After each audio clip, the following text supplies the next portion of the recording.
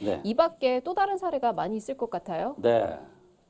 이번에는 입에서 소침 있죠, 소. 네. 소가 침 질질질 흘리잖아요.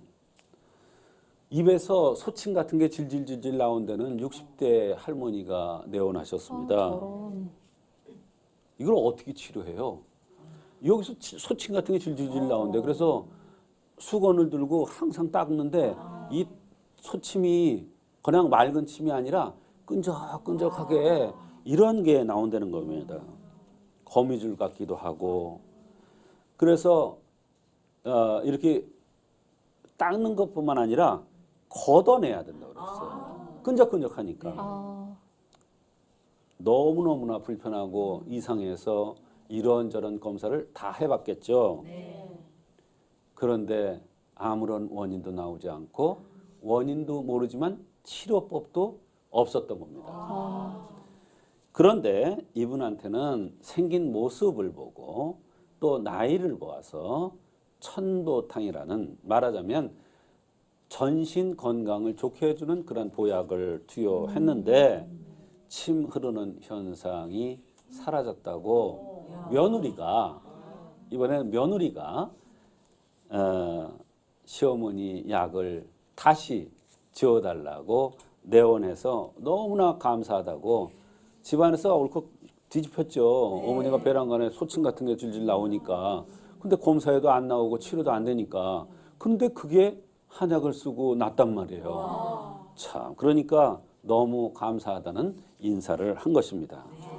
이 어떤 원인으로 그런 증상이 나타났는지도 굉장히 궁금하고 또 네. 천보탕이 어떤 이유로 그렇게 치료가 됐는지가 상당히 궁금해요. 네. 이 진액이라는 것은 전신의 관절이나 오장육부, 근육 등으로 순환되어서 제 역할을 해줘야 됩니다. 이것을 순환시키고 배달시킬 기운이 없어서 입에 소침 같은 것이 줄줄 새 나왔던 것입니다. 저런. 진액이 제자리로 보내져야 하는데 보낼 기운이 없으니까 흘러나오는 현상이었던 것입니다. 이런 경우 검사를 하면 원인이 나오겠습니까? 안 나오죠. 그러니 치료할 수도 없었던 것입니다.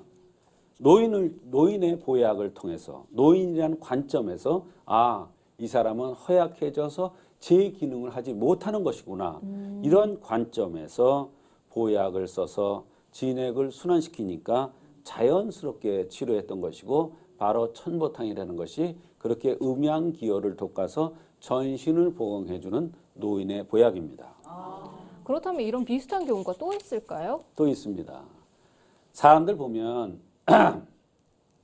이렇게 목에 이물질이 끼어서 헛기침을 하는 사람들이 많습니다. 네, 맞습니다. 이런 현상은 여성들도 있지만 남성들도 많습니다. 이것은 뼈골로 가야 하는 진액이 밑에서 잡아다니는 힘이 없으니까 목에 자꾸 모이는 것입니다. 그래서 이물감이 있으니까 그런 하는 이런 헛기침을 하는 것입니다.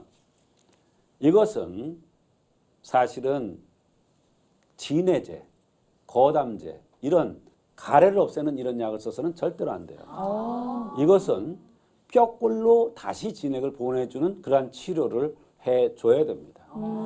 그래야 목에 가래 끼는 듯한 이물질이 걸려있는 듯한 이런 현상이 없어지는 것입니다.